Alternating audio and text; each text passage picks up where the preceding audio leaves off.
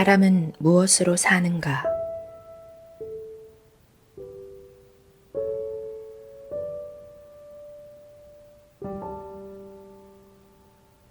세몬이라는 구두수선공은 아내와 자식들을 데리고 어느 농가에 새들어 살았다.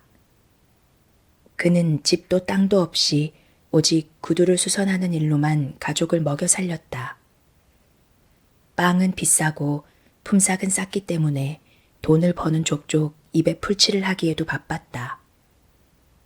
그에게는 아내와 번갈아 가며 입는 단 한 벌의 외투가 있는데 그것마저도 낡고 해져서 거의 입을 수가 없었다. 그래서 그는 2년 전부터 양가죽을 사서 새 외투를 만들려고 마음먹고 있었다. 초가을로 접어들자 약간의 돈이 모아졌다. 아내의 조그마한 나무 궤 속에는 3루블짜리 지폐가 소중히 보관되어 있었고 고객에게 받을 돈도 5루블 20코페이카쯤 되었다. 구두수선공은 이른 아침부터 양가죽을 사기 위해 마을로 갈 준비를 했다. 그는 아침을 먹자마자 아내의 짧은 코트를 셔츠 위에다 껴입고 그 위에 다시 카프탄을 걸쳐 입었다. 그러고는 3루블짜리 지폐를 주머니에 넣고 나무 막대를 지팡이 삼아 마을로 향했다. 그는 마음속으로 생각했다. 마을 사람들한테 받을 돈 5루블에다 주머니에 있는 3루블을 보태면 양가죽을 사기에 충분하겠지. 구두수선공은 마을에 도착해 한 농부의 집을 찾아갔다. 그러나 농부는 외출 중이라 그의 아내에게 일주일 안으로 돈을 보내겠다는 약속만 받아놓고 나올 수밖에 없었다. 또 다른 집 농부도 맹세컨대 지금은 돈이 없다며 고작 20코페이카를 갚았을 뿐이다. 구두수선공은 할 수 없이 외상으로 가죽을 사려고 했지만 가게 주인은 절대 그럴 수 없다고 잘라 말했다. 우선 돈을 가지고 오쇼. 그럼 마음에 드는 것으로 줄 테니. 외상값을 받아내기가 얼마나 어려운지 진절머리가 난다니까. 결국 구두수선공은 밀린 수선비 20코페이카와 어느 집에서 털장화를 수선하는 일감을 맡았을 뿐 헛수고만 하고 그냥 집으로 돌아가게 되었다. 그는 속이 상해 20코페이카로 술을 마시고 집으로 터덜터덜 돌아갔다. 아침에 집을 나설 때에는 몹시 추운 것 같았는데 술을 마시자 양가죽 외투가 없어도 몸이 따뜻했다. 그는 한 손에 쥔 지팡이로 꽁꽁 얼어붙은 땅을 두드리고 다른 손으로는 털장화를 흔들고 걸어가면서 혼잣말로 중얼거렸다. 양가죽 외투 같은 건 없어도 따뜻하기만 하네. 겨우 한 잔을 마셨을 뿐인데 이렇게 열이 나잖아. 그래, 그까짓 양가죽 외투 따위 없어도 얼마든지 살 수 있어. 하지만 아내가 가만히 있지 않을 텐데 골치 아프게 되었군. 빌어먹을. 나는 열심히 구두를 고쳐주는데 이건 콧방귀만 뀌고들 앉아있으니. 어디 두고 보자. 이번에도 돈을 안 가져오면 옷이라도 벗겨올 테니. 해도 너무하잖아. 20코페이카로 도대체 뭘 할 수 있단 말이야? 술 한 잔 마셔버리면 끝인걸. 자기들은 그렇게 엄살을 부리면서 나는 괜찮단 말이야. 지들은 집도 있지만 나는 맨몸뚱이 뿐이라고. 자기네들은 농사를 짓지만 나는 돈을 주고 빵을 사야 해. 빵값만 해도 일주일에 3루블은 있어야 한다고. 이렇게 중얼거리면서 구두수선공은 길모퉁이의 작은 교회 근처까지 왔다. 그때 교회 뒤쪽에서 무언가 하얀 것이 보였다. 하지만 주위가 이미 어두워졌기 때문에 그것이 무엇인지 분간할 수가 없었다. 저기에 돌 같은 건 없었는데. 소인가? 하지만 가축 같지는 않아. 머리는 사람 같은데 너무 새하얗단 말이야. 구두수선공은 좀 더 가까이 다가갔다. 그제야 그 물체가 또렷이 보였다. 그런데 이상한 일이었다. 사람이 분명한데 죽었는지 살았는지 벌거벗은 알몸으로 교회 벽에 기대 꼼짝도 하지 않았다. 구두수선공은 갑자기 무서운 생각이 들었다. 누군가 이 남자를 죽인 후 옷을 벗기고 여기에다 버린 게 틀림없어. 근처에서 얼쩡거리다간 나중에 무슨 변을 당할지 알 수 없는 일이야. 그는 못 본 채 하고 발걸음을 돌렸다. 교회 모퉁이를 돌아서자 그 남자의 모습은 더 이상 보이지 않았다. 그런데 얼마쯤 가다가 뒤돌아보니 그 남자가 몸을 일으켜 바라보고 있는 것 같았다. 구두수선공은 더럭 겁이 났다. 다시 가볼까? 아니야. 괜히 다가갔다가 무슨 변이라도 당하게 되면? 저 사람이 누군지도 모르잖아. 좋은 일로 저렇게 버려졌을 리도 만무해. 어쩌면 내가 가까이 오기를 기다렸다 갑자기 달려들어 목을 조를지도 모르지. 설사 그런 일이 생기지 않는다 해도 성가신 일을 당할지 몰라. 그렇지만 저 벌거숭이를 어떻게 하지? 내가 입은 옷을 몽땅 벗어줄 수도 없고 하느님 제발 이곳을 무사히 지나가게 도와주소서. 구두수선공은 걸음을 재촉했다. 하지만 교회를 거의 다 지나자 양심의 가책을 느끼기 시작했다. 그는 길 한복판에 멈춰서서 중얼거렸다. 세몬, 이럴 수가 있니? 사람이 저렇게 곤란에 처했는데 슬그머니 지나가 버리다니. 네가 무슨 부자라도 돼서 가진 돈을 몽땅 털릴까 봐 그러니? 이건 옳지 않아. 구두수선공은 발길을 되돌려 남자 쪽으로 갔다. 세몬이 다가가 살펴보니 남자는 젊고 건강해 보였으며 얻어맞은 흔적 같은 것은 보이지 않았다. 다만 추위 때문에 몸이 얼어붙은 데다가 겁에 질려 있었다. 그는 벽에 기대 앉은 채 세몬을 쳐다보려고도 하지 않았다. 고개를 들 기운조차 없는 모양이었다. 세몬이 옆으로 바짝 다가서자 남자는 그제야 고개를 들고 세몬을 쳐다보았다.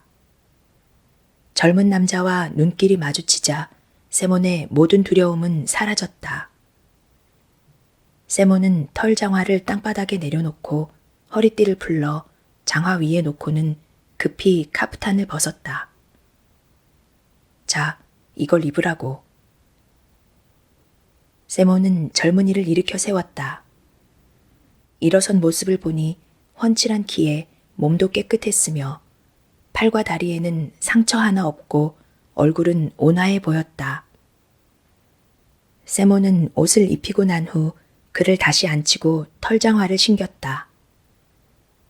이만하면 됐겠지? 자, 다리를 펴고 움직여 보라고. 몸이 따스해지도록 말이야. 그런데 걸을 수는 있겠어?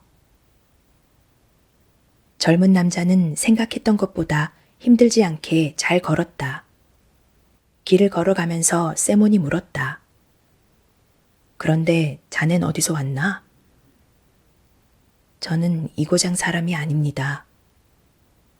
나도 그렇게 생각했네. 이 고장 사람은 내가 거의 알고 있거든. 그런데 내 말은 어째서 이곳에 와 있느냐는 거야. 더구나 교회 모퉁이에 그런 몰골로 말이야. 그건 말씀드릴 수 없습니다. 봉변이라도 당했나? 아닙니다. 하느님께서 내리신 벌을 받은 겁니다. 그야 물론 모든 일은 하느님의 뜻이지. 그건 그렇고 어디 가서 좀 쉬어야 할 텐데 어디로 갈 작정인가? 특별히 정해놓은 곳은 없습니다. 그러면 우리 집으로 가세. 몸을 녹이면 정신도 날 테니까. 세몬이 집을 향해 걷기 시작하자 젊은이는 뒤처지지도 않고 잘 따라왔다. 찬바람이 옷 속으로 파고들자 세모는 뼛속까지 추위가 느껴졌다. 양가죽을 사러 갔다가 낡은 카프탄까지 남에게 벗어주다니. 벌거숭이 나그네까지 데려가면 마트료나가 펄펄 뛰겠지. 세모는 아내 생각을 하자 우울해졌다.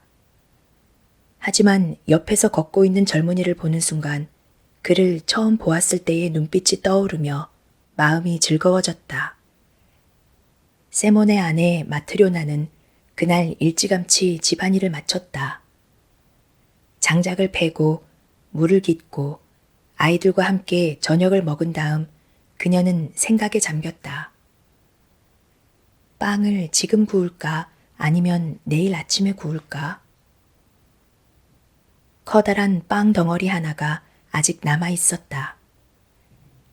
세몬이 밖에서 식사를 하고 오면 밤참은 별로 먹지 않을 테고 그러면 내일 아침은 이 빵으로 충분하겠지.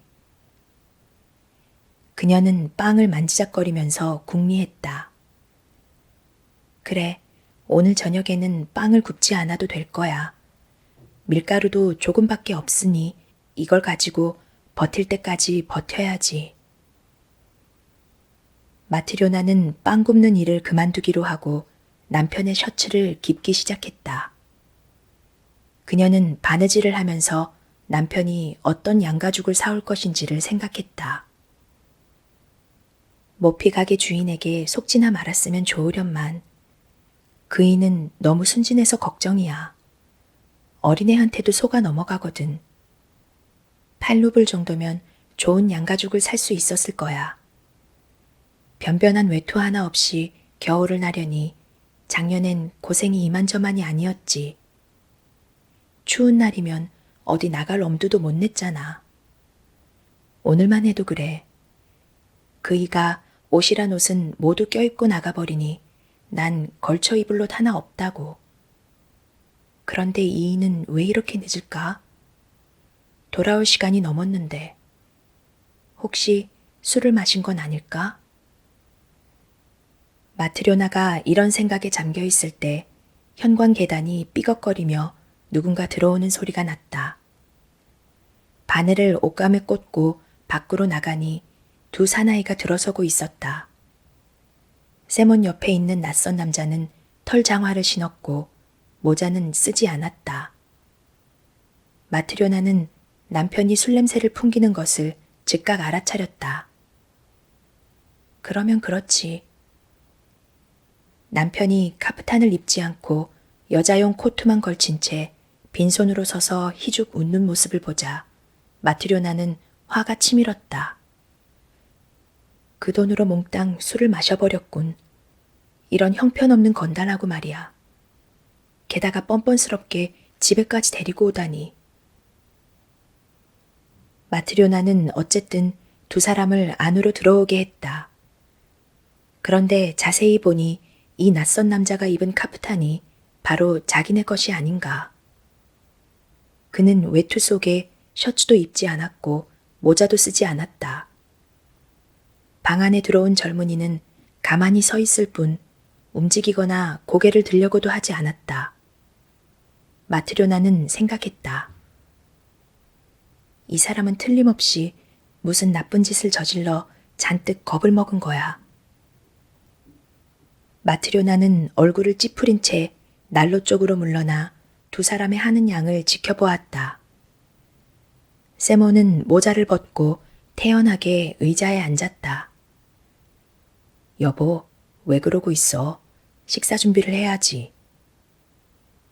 마트료나는 아무런 대꾸도 하지 않았다. 그녀는 두 사람을 번갈아 바라보며 고개만 가로저었다. 세모는 아내가 화난 것을 알았지만 어쩔 도리가 없었다. 그는 남자의 손을 잡으며 말했다. 자, 앉게. 저녁이나 들자고. 낯선 사내는 의자에 앉았다. 여보, 먹을 것 좀 없어? 세몬의 재촉에 마트료나는 화를 버럭 냈다. 없긴 왜 없어요? 하지만 당신 몫은 없어요. 술을 마시면서 분변력마저 마셔버린 모양이군요. 양가죽을 사러 간다더니 입고 간 카프탄마저 벗어던지고 돌아오고 게다가 벌거벗은 불황자까지 데려오다니. 어쨌든 당신들 같은 주정뱅이들에게 줄 음식은 없다고요. 잘 알지도 못하면서 계속 떠들 거야? 어떻게 된 일인지 들어보기나 한 다음에 말하라고. 돈을 어떻게 했는지 말해봐요. 세모는 호주머니에서 지폐를 꺼냈다. 3루블은 여기 있어. 하지만 트리포노프에겐 돈을 받지 못했어. 내일이나 모레쯤 주겠다고 약속하더군. 하지만 마트료나는 점점 더 화가 났다. 양가죽을 사오지 못한 것은 그렇다 치더라도 하나밖에 없는 카프탄을 낯선 불황자에게 벗어주고 그를 집에까지 데리고 오다니. 마트료나는 테이블에 놓인 지폐를 낚아채 간수하고는 말했다. 아무튼 저녁은 없어요. 주정뱅이들까지 챙겨 먹일 수는 없다고요. 여보, 말 좀 조심해서 하라니까. 우선 이 사람의 이야기를 들어보라고. 얼간이 주정뱅이 말은 들어 무엇해요? 사실 말이지, 난 처음부터 당신 같은 주정뱅이와 결혼할 생각이 없었어요. 어머니가 주신 옷감들도 모두 술값으로 써버리더니 이제는 양가죽 살 돈까지 목구멍에 들이붓고 와요? 세모는 술은 20코페이카워치밖에 마시지 않았다는 것과 어떻게 해서 젊은이를 데려오게 되었는지를 설명하려고 애썼다. 하지만 마트료나는 쉴 새 없이 떠들어대며 세몬이 말할 틈을 주지 않았다. 그러더니 세몬에게 달려들어 그의 옷소매를 움켜잡았다. 내 코트나 돌려줘요. 하나밖에 없는 옷을 빼앗아 입고는 뻔뻔하게. 정말 못난 인간이야. 차라리 내가 죽어버리는 게 낫지. 세몬이 코트를 벗는 중에 마트료나가 코트를 세게 잡아당기는 바람에 솔기가 부지직 뜯어졌다. 마트료나는 코트를 낚아채 입고는 밖으로 나가려다 문득 걸음을 멈추었다. 그녀는 화가 나긴 하지만 그 젊은 남자가 도대체 누군지 알아내야겠다고 생각한 것이다. 마트료나는 그 자리에 선 채로 말했다. 만일 이 사람이 제정신이라면 겨울에 알몸으로 돌아다니진 않겠죠. 어디서 이 남자를 데려왔는지 말해봐요. 아까부터 그 말을 하려던 참이야. 집으로 돌아오는 길에 이 사람이 벌거벗은 몸으로 교회 옆에 쭈그리고 앉아있는 것을 보았어. 벗고 있을 만한 날씨가 전혀 아닌데 말이야. 하늘이 도와서 나를 이 사람이 있는 대로 데려다 주셨기에 망정이지. 그렇지 않았더라면 이 사람은 얼어 죽었을 거야. 나로서는 선택의 여지가 없었어. 이 젊은이에게 무슨 일이 있었는지 모르지만 어쨌든 내 외투를 입히고는 집에까지 데려온 것이지. 제발 그렇게 화만 내지 마. 그것도 죄를 짓는 거야. 마트료나는 말대꾸하고 싶었지만 낯선 젊은이를 보자 말문이 막혔다. 그는 의자 끝에 걸터 앉은 채 꼼짝도 하지 않았다. 두 손을 무릎 위에 모으고 고개는 떨어뜨린 채 두 눈을 감고 이마를 찌푸리고 있을 뿐이었다. 세몬이 다시 말했다. 마트료나, 당신에겐 하느님도 없소? 이 말에 마트료나는 낯선 젊은이를 흘끗 바라보았다. 그 순간 그녀의 가슴 속에서 동정심이 일었다. 그녀는 방구석의 난로 옆으로 가서 저녁을 준비했다. 그녀는 테이블 위에 잔을 놓고 크바스를 따른 뒤 남은 빵을 내놓으며 말했다.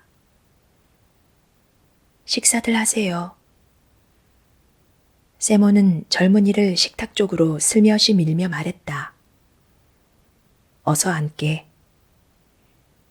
세모는 빵을 잘게 썰었고 두 사람은 곧 식사를 시작했다.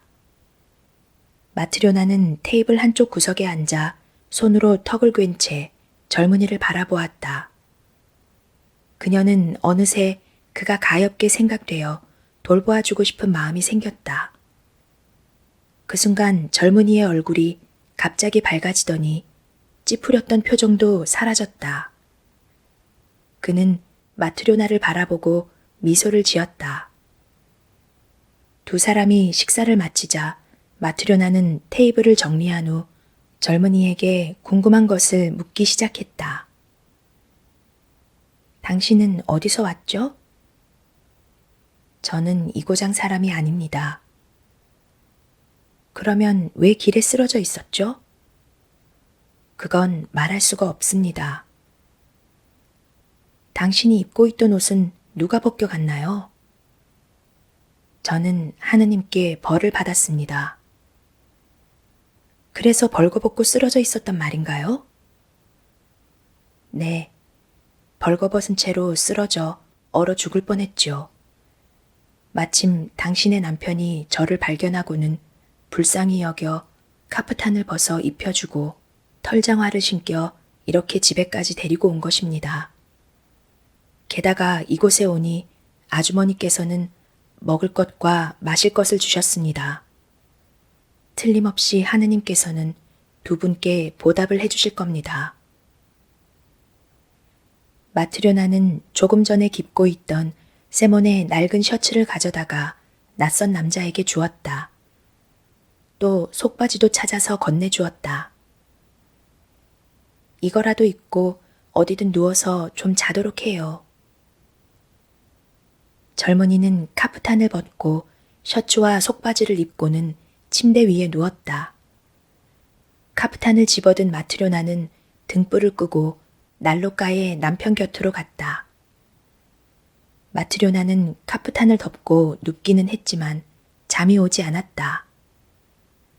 젊은이의 일이 좀처럼 머리에서 떠나지 않았다. 그가 마지막 빵을 먹어버려 내일 먹을 빵이 없다는 사실과 그에게 셔츠와 속바지를 주워버린 것을 생각하면 몹시 우울했다. 하지만 그가 미소 짓던 것을 생각하자 또다시 가슴이 뭉클해졌다.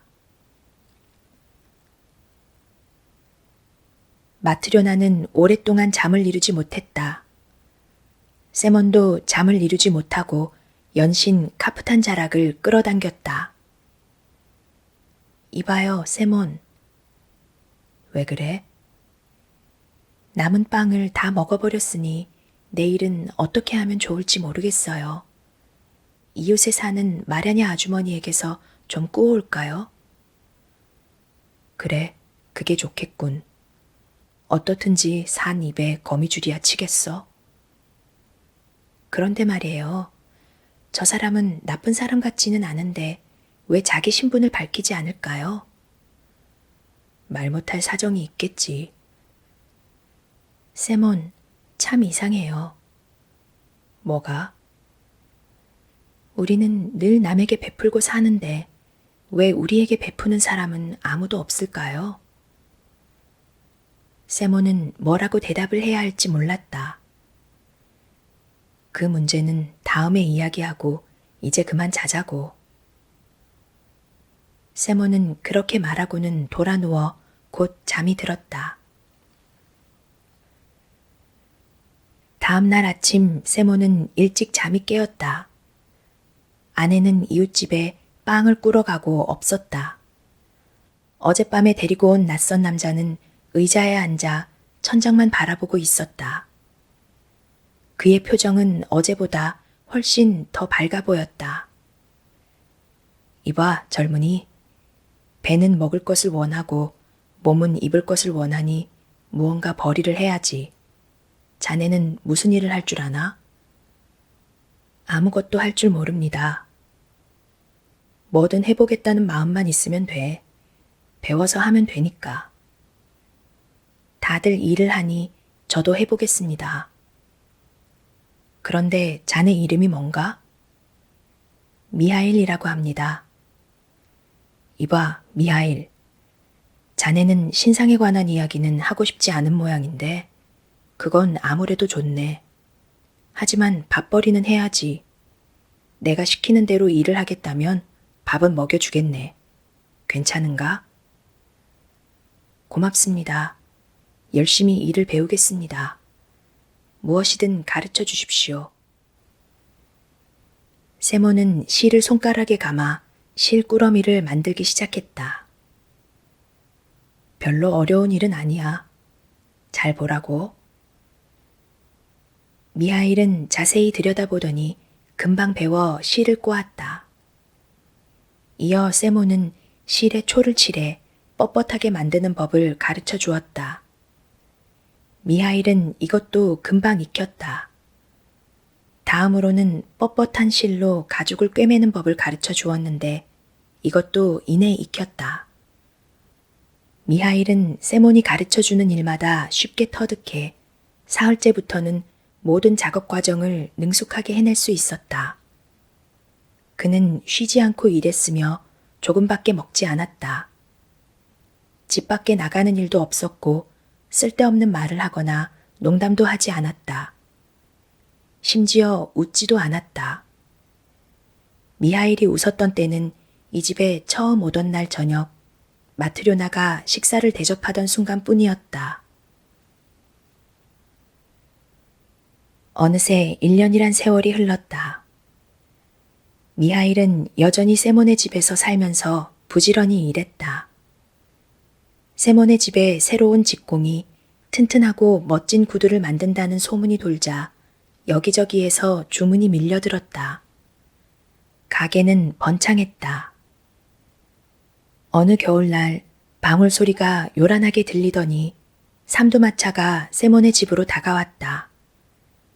창문으로 내다보니 마차는 집 앞에 멈추어 섰고 한 젊은 사람이 마부석에서 뛰어내려 마차의 문을 열었다. 마차 안에서 모피 외투를 걸친 신사가 나왔다. 그는 세몬의 가게를 향해 다가왔다. 마트료나는 서둘러 달려나가 문을 열었다. 신사는 머리가 천장에 닿을 듯 키가 컸고 몸집은 방 안을 가득 채울 것처럼 거대했다. 그는 자신의 키보다 낮은 문을 통과하기 위해 허리를 구부려야 했다. 세몬은 신사의 모습을 보고 입을 다물지 못했다. 이제까지 그렇게 큰 사람은 본 적이 없었기 때문이다. 세몬은 몸이 호리호리하고 미하일도 깡말랐으며 마트료나 역시 나뭇가지처럼 여위였는데 신사는 혈색 좋은 얼굴에 목은 황소처럼 굵은 게 몸 전체가 무쇠로 만들어진 것처럼 보였다. 신사는 거친 숨을 내쉬며 모피 외투를 벗더니 의자에 앉으며 물었다. 이 가게 주인이 누군가? 세몬이 나서며 말했다. 제가 주인입니다, 손님. 그러자 신사는 큰 소리로 하인에게 말했다.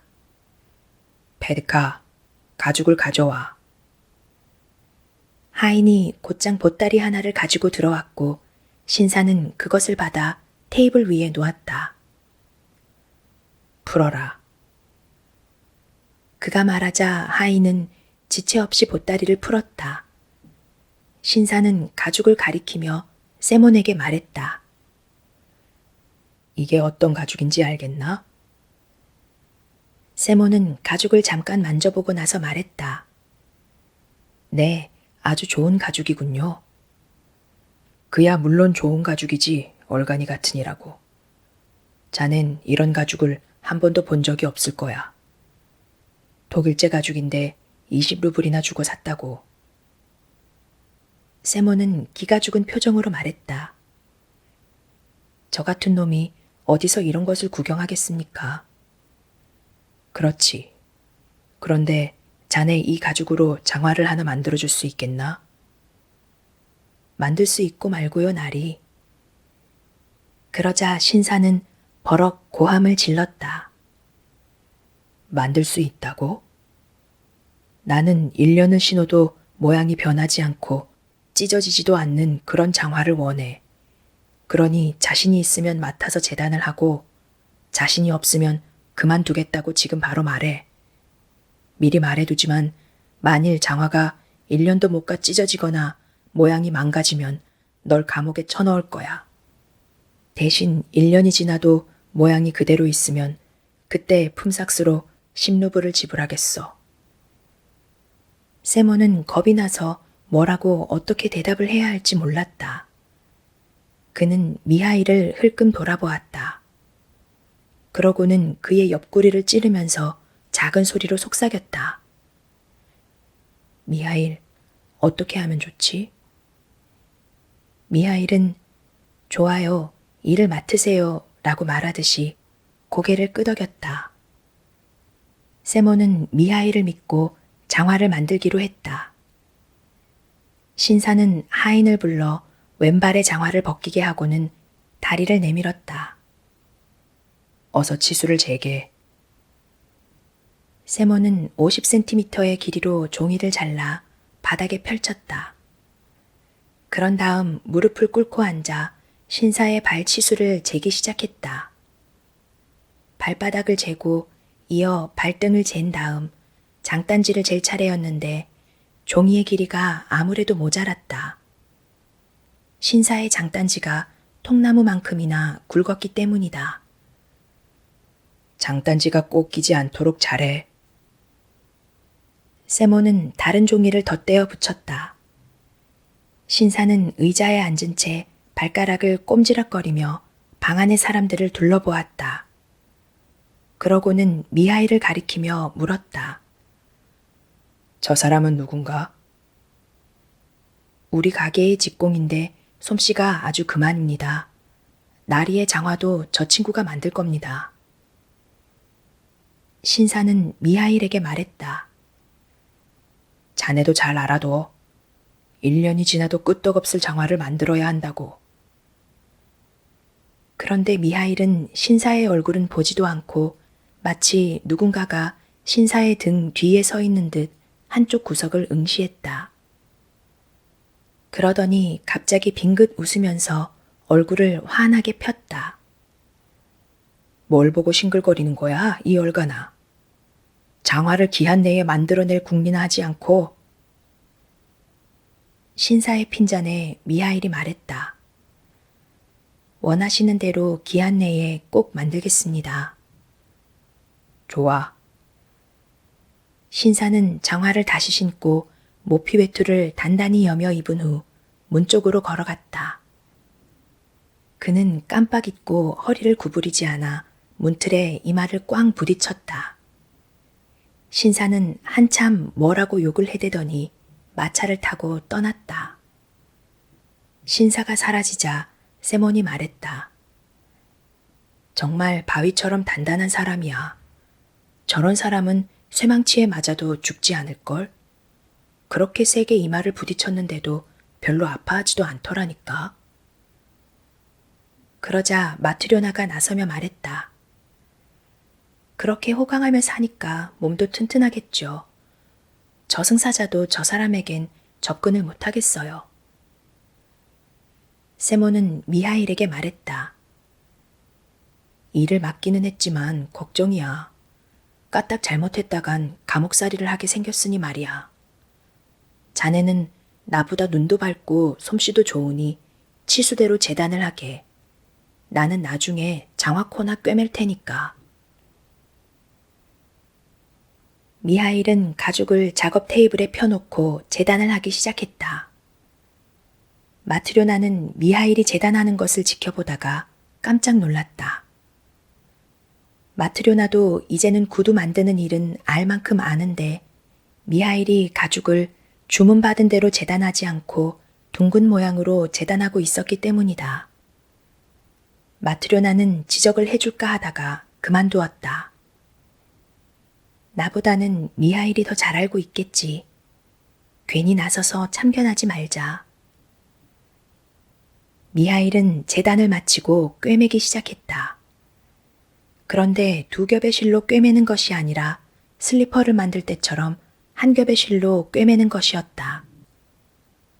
마트료나는 다시 한번 놀랐으나 역시 아무 말도 하지 않았다. 점심때가 되어 세몬이 바라보니 미하일은 그 가죽으로 슬리퍼를 만들어 놓았다. 세몬은 탄식이 절로 나왔다. 이게 웬일이지? 우리 집에서 1년을 일하면서 한 번도 실수를 하지 않던 미하일이 중요한 때에 엄청난 실수를 저지르다니. 손님은 장화를 주문했는데 슬리퍼를 만들었잖아. 이제 손님에게 뭐라고 변명을 하지? 이런 비싼 가죽은 구할 수도 없는데.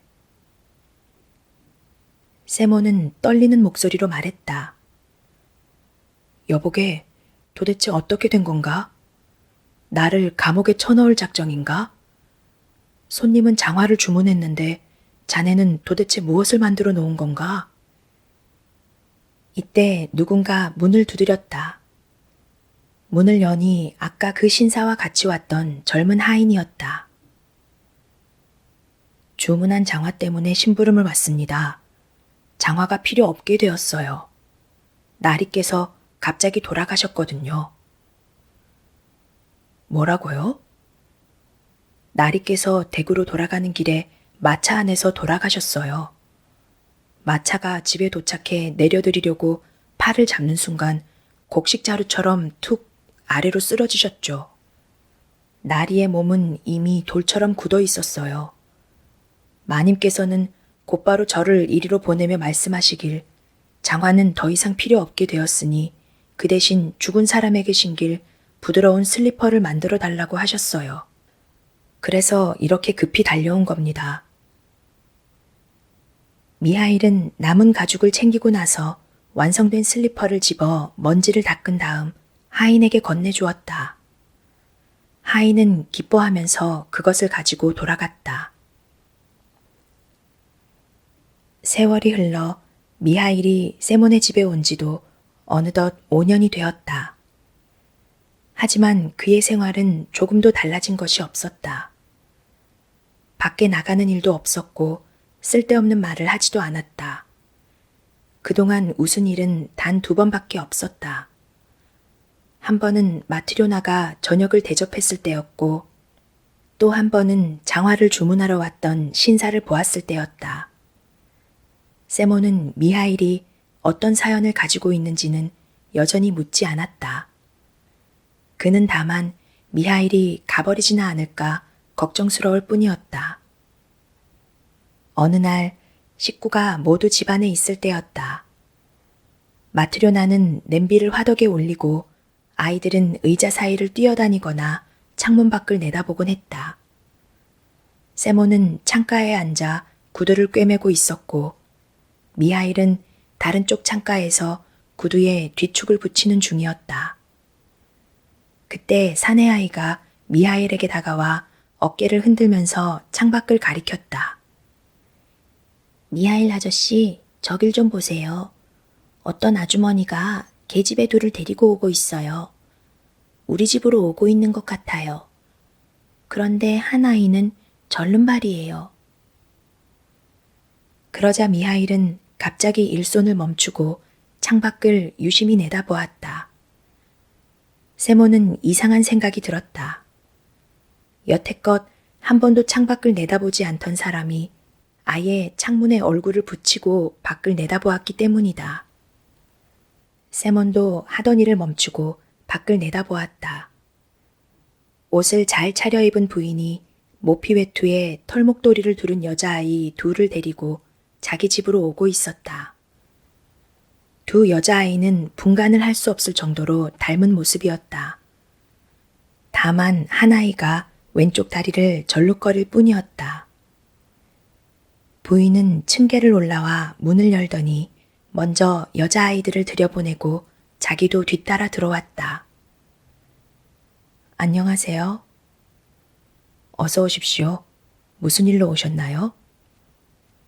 부인은 작업 탁자 옆에 앉았다. 여자아이들은 그녀의 무릎에 매달리며 낯설어하는 눈치였다. 아이들에게 봄에 신을 구두를 맞춰주고 싶어서요. 아, 그래요? 그렇게 작은 구두를 만들어 본 적은 없지만 정성껏 해드리지요. 이 미하일이란 사람은 아주 솜씨가 뛰어나거든요. 이렇게 말하며 세모는 미하일을 바라보았다. 그런데 미하일은 두 여자아이만 뚫어져라 바라보고 있었다. 이러한 미하일의 모습에 세모는 얼떨떨했다.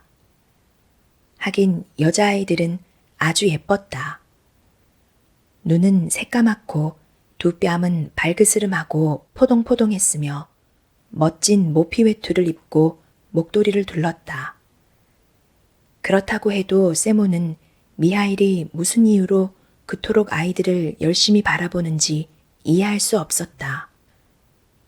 세모는 이상하다고 생각하면서도 부인과 흥정을 계속했다.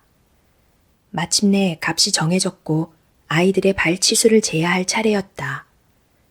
부인은 다리가 불편한 아이를 무릎 위로 들어올리며 말했다. 이 아이의 발치수로 두 사람분의 구두를 만들어주세요. 불편한 발을 먼저 재서 한 짝을 만들고 다른 발치수로 똑같이 세 짝을 만들면 될 거예요. 두 아이의 치수가 같거든요. 쌍둥이니까요. 세모는 그렇게 발치수를 재고 나서 다리가 불편한 아이를 바라보며 물었다. 어쩌다가 이렇게 되었습니까? 이처럼 귀여운 아이가 태어날 때부터 이랬나요? 아니에요. 애들 엄마가 잘못해서 그만. 이때 마트료나가 끼어들었다. 그럼 부인은 이 아이들의 친엄마가 아니세요? 네, 친엄마도 아니고 친척도 아니에요. 하지만 제가 맡아 기르고 있지요.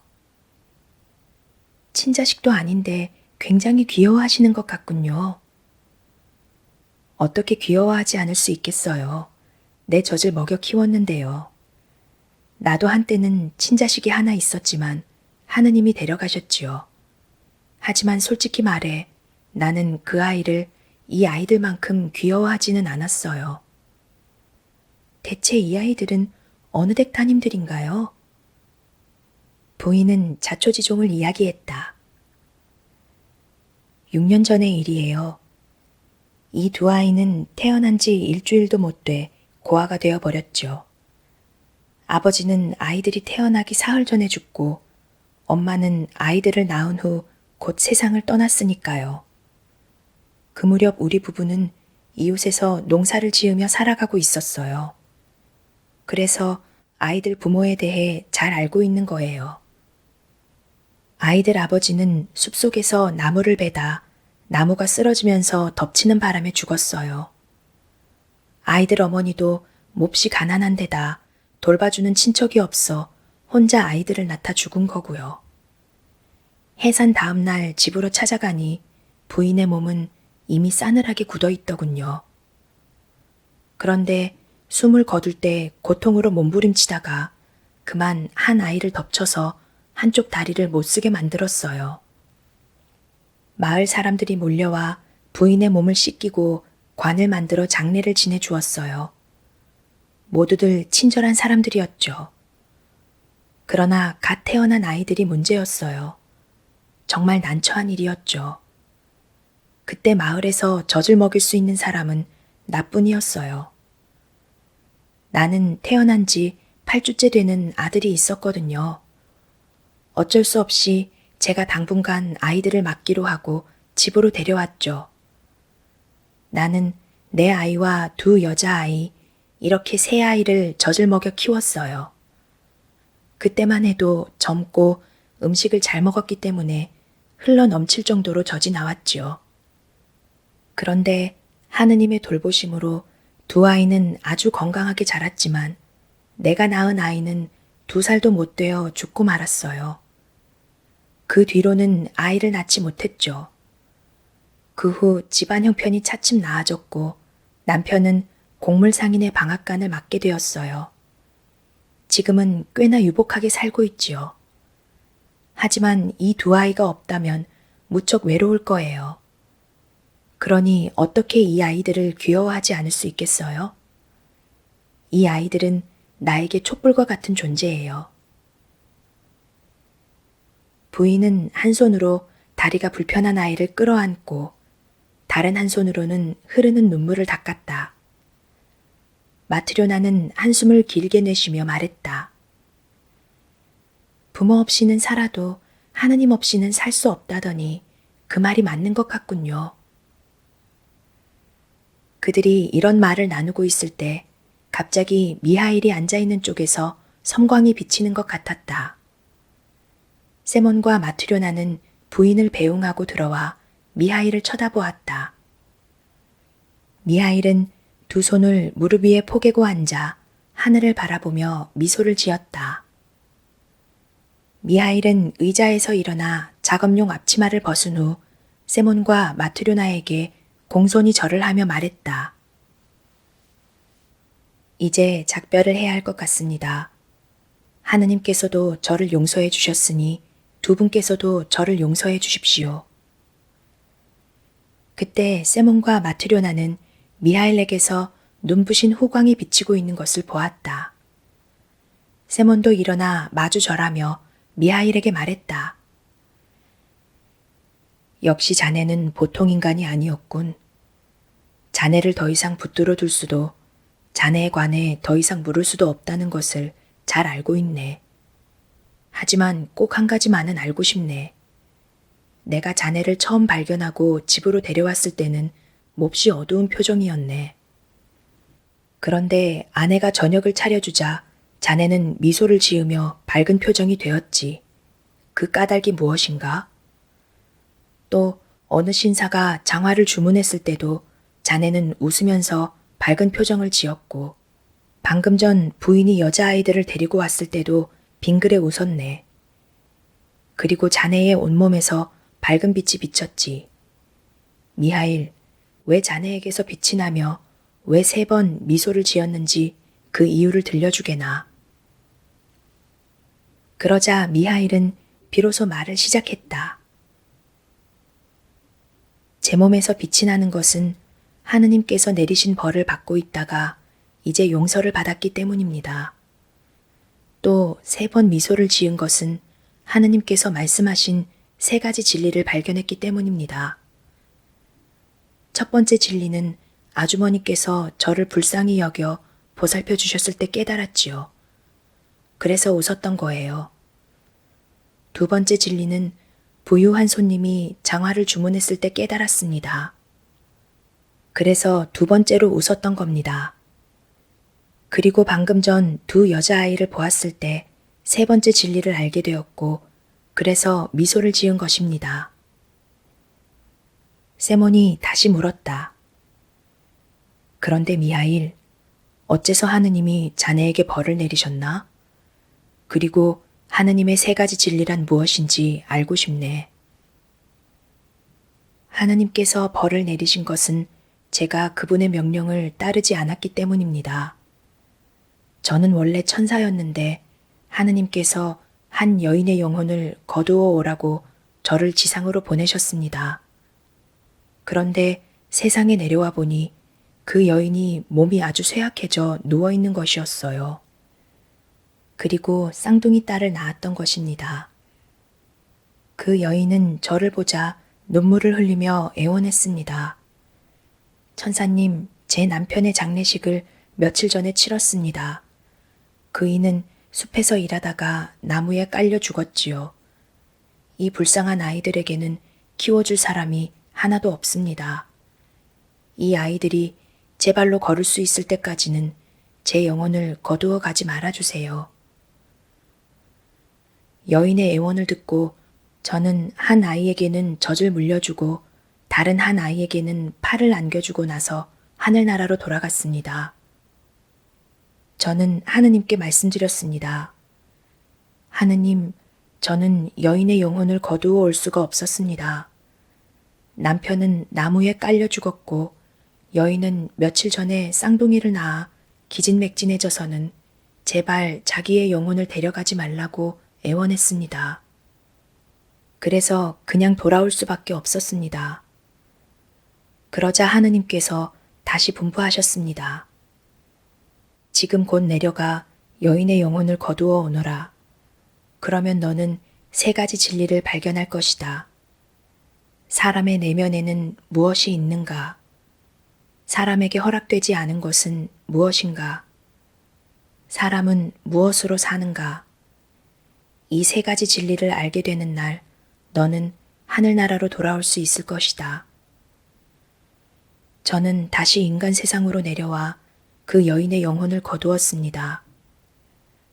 영혼이 떠나는 순간 시신이 침상에서 떨어지면서 한 아이를 덮쳐 그 아이가 한쪽 다리를 못 쓰게 되었습니다. 저는 그 여인의 영혼을 하느님께로 데려가려고 하늘로 올라갔습니다. 그런데 갑자기 강풍이 불어와 제 두 날개를 부러뜨렸습니다. 그래서 그 여인의 영혼만 하느님께로 가고 저는 지상으로 떨어진 것입니다. 세몬과 마트료나는 자신들이 먹이고 입혔던 사람이 누구인지 알게 되자 두려움과 기쁨으로 눈물을 흘렸다. 저는 혼자 벌거숭이가 된 채 들판에 버려졌습니다. 인간이 된 저는 몹시 추웠고 배가 고팠습니다. 하지만 어떻게 해야 할지 알 수가 없었습니다. 그때 들판 한가운데 하느님을 섬기는 교회가 있는 것을 보고 그곳으로 갔습니다. 문이 잠겨 있어 교회 뒤편에 앉아 있었지요. 배고픔은 더욱 심해지고 몸은 꽁꽁 얼어붙어 견딜 수가 없었습니다. 그때 사람의 발소리가 들려왔습니다. 그는 털장화를 든 채 제가 있는 쪽으로 오면서 혼자 뭐라고 중얼거렸습니다. 가만히 들어보니 이 추운 겨울을 어떻게 날 것인가, 어떻게 처자식을 먹여 살릴 것인가를 걱정하고 있었습니다. 그는 저를 발견하긴 했지만 얼굴을 찡그리고 무서운 표정을 지으면서 그냥 지나쳤습니다. 나를 구해주리란 희망을 가졌던 저는 곧 실망을 하고 말았지요. 그런데 그 사람이 다시 제게로 오는 소리가 들렸습니다. 나는 그의 얼굴을 보고 놀랐습니다.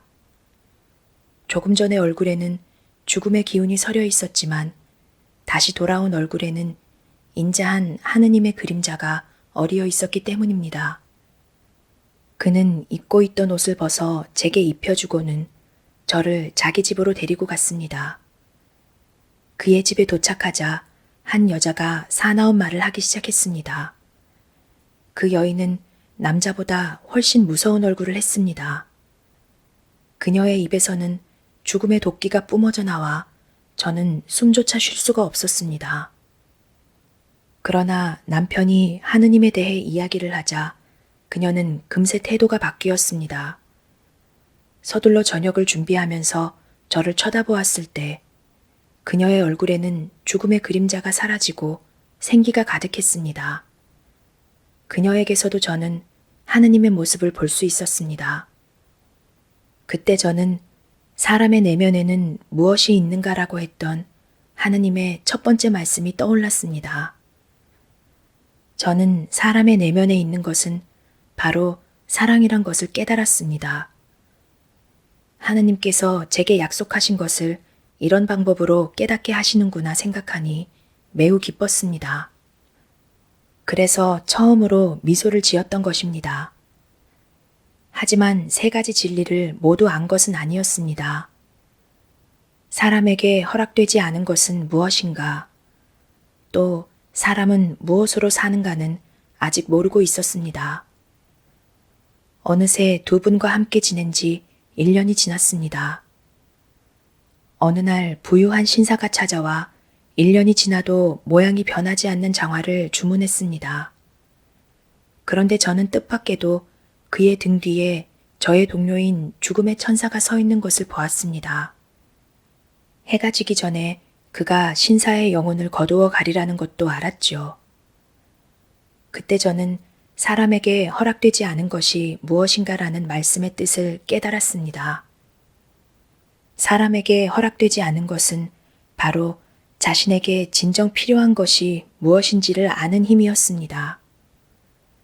하느님께서 두 번째 진리를 계시하셨기에 저는 두 번째로 미소를 지었습니다. 하지만 아직 모든 진리를 깨달은 것이 아니었습니다. 저는 사람은 무엇으로 사는가를 깨닫지 못했던 것입니다. 그런데 6년째 되는 오늘 한 부인이 쌍둥이 여자아이들을 데리고 왔습니다. 저는 그 순간 그 아이들을 금세 알아보았고 어머니가 죽은 후에도 쌍둥이가 무사히 잘 자라고 있다는 사실을 알게 되었지요. 저는 생각했습니다. 그 어머니가 아이들을 위해서 자신의 목숨을 살려달라고 애원했을 때 나는 그녀의 말을 믿고 부모 없이 아이들은 살아갈 수 없다고 생각했지. 그러나 아이들과 아무 상관도 없는 여인이 젖을 먹여 이렇게 잘 키우지 않았는가. 저는 그 부인이 아이들에게 쏟는 애정과 감격의 눈물을 보고 살아계신 하느님을 발견했습니다. 물론 사람은 무엇으로 사는가라는 말씀의 뜻도 깨닫게 되었죠. 하느님께서 마지막 깨달음을 주시어 저를 용서하셨다는 기쁨에 저는 세 번째로 빙긋 웃은 것입니다. 마침내 천사의 모습이 드러났는데 전신이 찬란한 빛에 휩싸여 똑바로 바라볼 수조차 없었다. 천사의 맑은 목소리는 마치 하늘에서 울려오는 것 같았다. 모든 인간은 사랑으로 살아간다는 것을 저는 알게 되었습니다. 제가 인간이 되어서도 무사히 살아갈 수 있었던 것은 길을 가던 한 사람과 그 아내의 마음속에 깃든 사랑 때문이었습니다. 또한 두 고아가 잘 자라온 것도 한 여인의 가슴속에 깃든 사랑 때문이었습니다. 모든 인간이 자신을 걱정하는 마음으로 이 세상을 살아가고 있는 것이 아니라 그들 속에 사랑이 있기 때문에 살아간다는 것입니다.